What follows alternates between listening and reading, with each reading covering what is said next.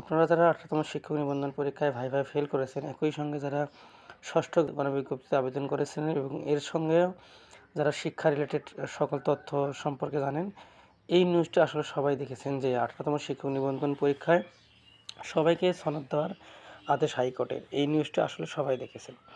So আজকের এই ভিডিওতে আমরা কথা বলবো যে ১৮তম শিক্ষক নিবন্ধন পরীক্ষায় যারা ষষ্ঠ গণবিজ্ঞপ্তিতে আবেদন করেছেন তাদের ভবিষ্যৎ এবং একই সঙ্গে যারা সনদের জন্য হাইকোর্টে রিট করেছেন অথবা হাইকোর্টে একটা অভিযোগ দায়ের করেছেন বা যেটাই বলি না কেন, তো এবং যারা দাবি সনদে তাদের ভবিষ্যৎ নিয়ে আজকের এই ভিডিওতে মূলত আমরা কথা বলবো। সো প্রথমে বলে রাখি যে এই ভিডিওতে যে কিছু কথা বলবো সেটা আপনার পক্ষেও যেতে পারে এবং বিপক্ষেও যেতে পারে।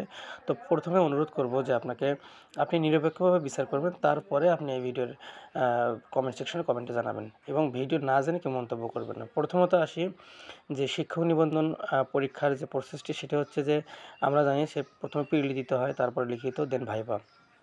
তো যারা রিটেনে অংশগ্রহণ করে উত্তীর্ণ হয়েছে তারা মূলত ভাইভার জন্য ডাক দেওয়া হয়।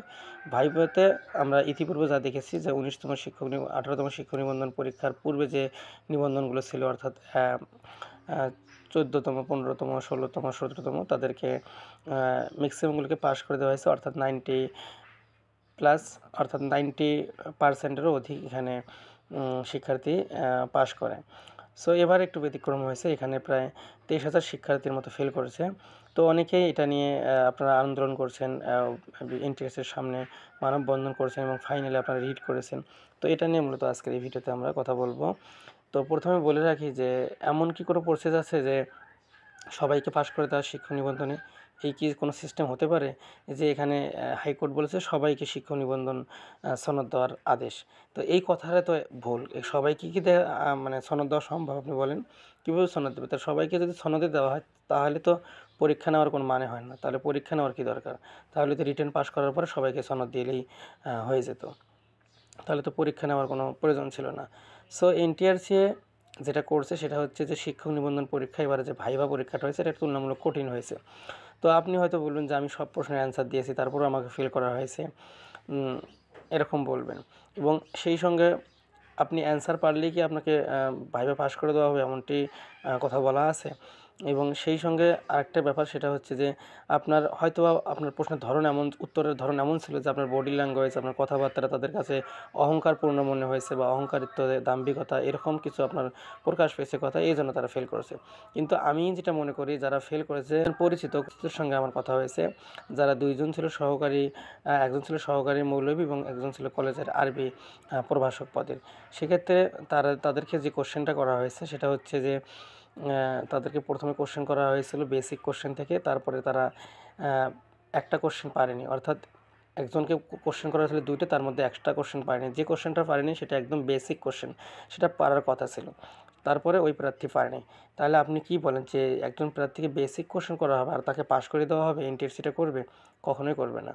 এবং আরেকবার, যেহেতু আমি আগেই বলছি যে পরীক্ষাটা কঠিন হয়েছে, তো আরেকজনকে আবার যে প্রশ্ন করা হয়েছে তাকে 7 থেকে 8টি কোশ্চেন করা হয়েছিল, এর মধ্যে একটা বেসিক কোশ্চেন করা হয়েছে আরবির, খুবই সহজ, সেটা পারার কথা ছিল। আমি বলেছি এই কোশ্চেনটাকে যে কোনো শিক্ষার্থী খুব সহজে পারবে, অর্থাৎ আলিমের যদি শিক্ষার্থী হয় সে কেউ পারবে? হ্যাঁ, উনি বলছে হ্যাঁ, উনিও পারার কথা, কিন্তু আমি পারলাম না কেন আমার ওই মুহূর্তে মনে ছিল না, তো ওনাকে ফেল করে দেওয়া হয়েছে।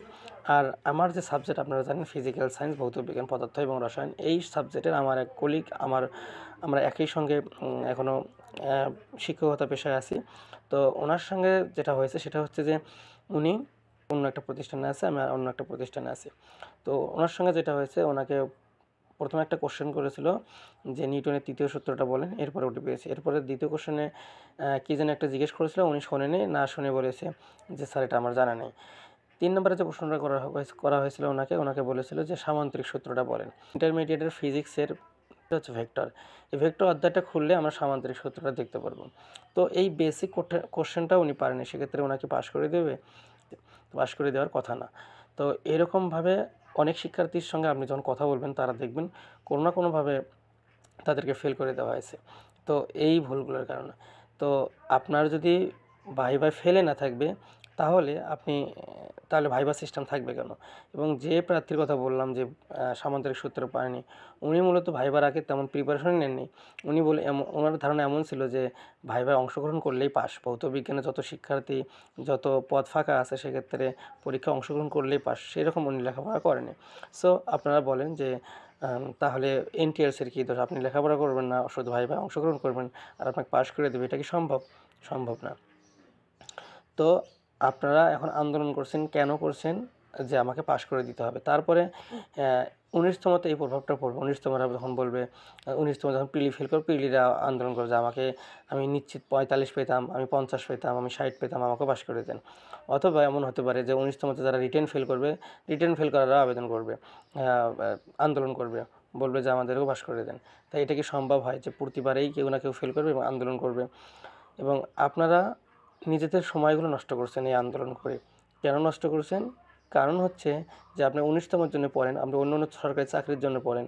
তা না করে আপনি সারাদিন পড়ে থাকছেন এনটিআরসির অফিসের সামনে, আপনি পড়ে যাচ্ছেন হাইকোর্টে, আপনি যাচ্ছেন উকিলের কাছে। তো এগুলো আপনাদের কতটুকু যুক্তিযুক্ত আমার মনে হয় না। এবং আপনারা হাইকোর্টে রিট করে হাইকোর্ট আদেশ দিয়ে স্যার এনটিআরসি এটা মানবে বলে আমার আপাতত মনে হচ্ছে না। আপনারা জানেন 12তম থেকে শুরু করে সকল মামলায়, অর্থাৎ 35+ আবেদনকারীরা এবং 12তমতে যারা 13তমতে যারা মামলা করছে, 1 থেকে 12তম যারা মামলা করেছিল, কেউই কিন্তু এনটিআরসির সামনে পাত্তা পায়নি। অর্থাৎ হাইকোর্ট যা রায় দেয় এনটিআরসির গতিতে চলে। সো এটা আপনারা কতটুকু ফলাফল পাবেন আমার জানা নেই।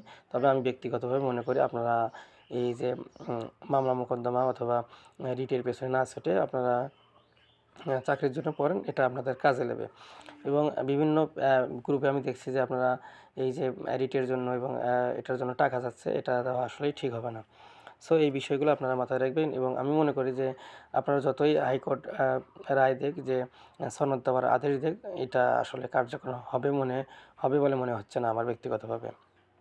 তো যেটা বললাম যে আপনারা এখনও ভালো করে পড়াশোনা করতে পারেন, এটা হচ্ছে যারা ফেল করছে তাদের প্রতি আমার উদ্দেশ্য। এখন কথা বলবো যারা ষষ্ঠ গণবিজ্ঞপ্তিতে আবেদন করেছেন এবং আবেদন করছেন। আপনারা জানেন 10 তারিখ পর্যন্ত এটার প্রক্রিয়া চলমান থাকবে। হয়তোবা 10 তারিখের পরে আর সময় বর্ধিত করা হবে না।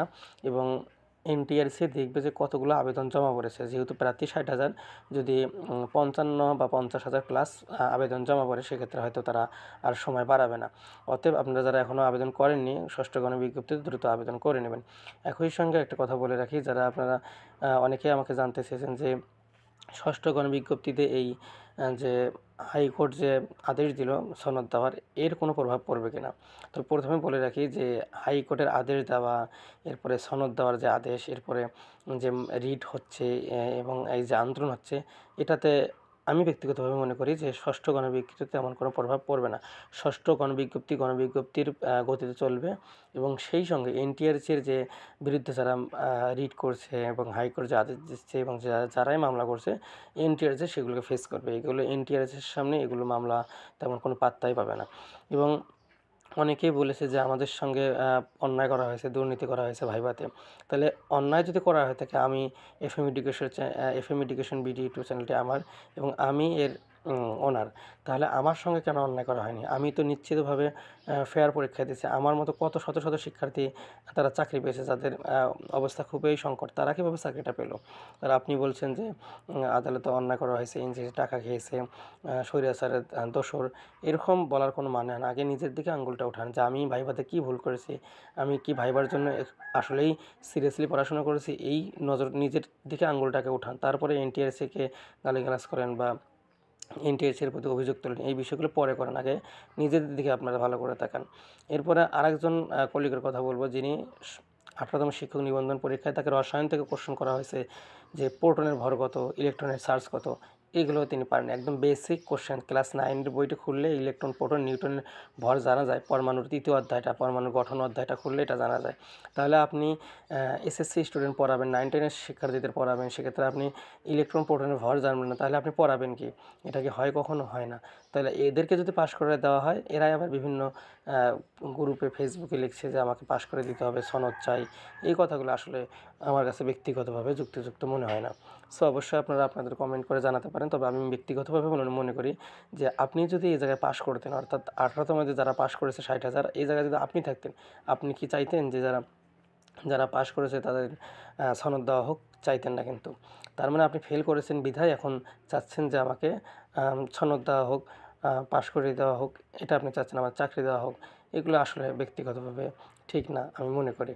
কেননা এটা একদম প্রাপ্য অধিকার তাদের যারা পাস করেছে। আপনি কোনো না কোনো আপনার দোষে হোক, কথাবার্তায় হোক, চালচলনে হোক, যে কোনো না কোনো একটা ত্রুটি আপনার ভাইবা বোর্ডের কাছে ধরা পড়েছে, এই জন্য আপনি ফেল করেছেন, এটা স্বাভাবিক। সো এই বিষয়গুলো অবশ্যই মনে রাখবেন। এবং আমি মনে করি আপনারা এই দিকে ফোকাস না করে সামনে যে চাকরির পরীক্ষাগুলো আছে, সরকারিতে অনেক পদ ফাঁকা, বিশেষ অন্যান্য চাকরির পরীক্ষা, একই সঙ্গে আবার 19তম শিক্ষক নিবন্ধনের সার্কুলার দিচ্ছে। তো অবশ্যই অন্যজনকে দোষারোপ না করে অন্যকে দোষারোপ না করে নিজের দিকে আঙুলটা উঠান এবং নিজের দিকে আঙুলটা ঘুরিয়ে দেখেন যে আমার কী কী দোষ। আপনি আসলেই যারাই ফেল করেছেন, আমি নির্দ্বিধায় বলতে পারি, তারা ভাইবার জন্য ওই রকমভাবে প্রিপারেশন নেননি। ভালো একটা প্রিপারেশন নেওয়ার কথা, সেটা আপনারা নিতে পারেননি। এবং একই সঙ্গে আপনাদের বডি ল্যাঙ্গুয়েজও এরকম ভালো ছিল না। অবশ্যই এসব কারণে আপনাকে ভাইভাতে ফেল করে দেওয়া হয়েছে। এবং আমি নিজে 18তম শিক্ষক নিবন্ধন পরীক্ষার একজন যেহেতু প্রার্থী, আমি নিজে এটা ফেস করেছি এবং ভাইভাও আমার মোটামুটি ভালো হয়েছে এবং আমি পাস করেছি। আমার মতো শত শত শিক্ষার্থী, হাজার হাজার শিক্ষার্থী পাস করেছে। তো তাদের তো ফেল আসেনি, তাহলে আপনার কেন ফেল আসলো? নিশ্চয়ই আপনার কোনো ত্রুটি ছিল। সো এই ত্রুটিগুলোর দিকে আপনি তাকান এবং সামনে 19তম শিক্ষক নিবন্ধন পরীক্ষার জন্য ভালো একটা প্রিপারেশন নেন। আর ষষ্ঠ গণ বিজ্ঞপ্তিতে যারা আবেদন করেছেন, আবারও বলছি, আবেদনের সময় পাওয়ার সম্ভাবনা খুবই কম। সুতরাং আপনারা দ্রুত আবেদন করে ফেলুন এবং সেই সঙ্গে পেমেন্ট করে ফেলুন। এবং আপনারা আরেকটি তথ্য বলে রাখি, যারা আপনাদের আবেদন অন্য কেউ ভুল কর্মে করিয়ে দিয়েছে বা আপনাকে চয়েস লিস্ট উল্টাপাল্টা করে সাজিয়ে আবেদন করেছে, তো এই আবেদনের জন্য একটা আবেদন প্রক্রিয়া চলমান রয়েছে। অর্থাৎ আপনার আবেদনটি আবার এডিট করা যাবে NTSA বরাবর একটা আবেদন লিখে। অর্থাৎ আপনি আপনার আবেদনটি আবার এডিট করে সাবমিট করে টাকা পেমেন্ট করতে পারবেন। সো সেই অপশনটি এখন চালু হয়েছে, অর্থাৎ সেই সিস্টেমটি চালু হয়েছে। এই জন্য আপনাকে যেটা করতে হবে, NTSA বরাবর একটা আবেদন দিতে হবে। আবেদনটি দিলে মূলত আপনার যে আবেদন অন্য কেউ ভুল করেছে বা আপনার আবেদন করতে ভুল হয়েছে, এই সংক্রান্ত যে জটিলতাগুলো আছে, এগুলো মূলত আপনি NTSA বরাবর আবেদন করে সমাধান করতে পারবেন। সো আই হোপ আপনাদের ওভারঅল একটা NTSA-র বিষয়ে একটা ধারণা দিলাম। তো এটা ছিল সর্বশেষ আমার কাছে আপডেট। তো আপনারা অবশ্যই FM education BD YouTube channel এবং ফেসবুক পেজটি লাইক এবং ফলো দিয়ে রাখতে পারেন। একই সঙ্গে বলে রাখি যে 19তম শিক্ষক নিবন্ধন পরীক্ষার জন্য ভৌত বিজ্ঞানের পদার্থ এবং রসায়ন এবং কলেজ পর্যায়ের পদার্থবিজ্ঞান, প্রদর্শক পদার্থবিজ্ঞান ব্যাচে ভর্তি চলছে। আমাদের ব্যাচে ভর্তি হলে ক্লাস সংখ্যা আনলিমিটেড এবং সেই সঙ্গে বলে রাখি প্রতিটি অধ্যায়ের লেকচার থাকবে, রেকর্ডেড ক্লাস, লাইভ ক্লাস এবং সেই সঙ্গে PDF সাজেশন তো থাকবেই। এবং পরীক্ষার 1.5 থেকে 2 মাস আগে একটা স্পেশাল হ্যান্ড নোট সাজেশন দেওয়া হবে, যেখান থেকে শতভাগ কমন থাকবে বলে আমি বিশ্বাস করি। তো সকলকে ধন্যবাদ জানিয়ে আজকের মতো এখানেই শেষ করছি। আসসালামু আলাইকুম।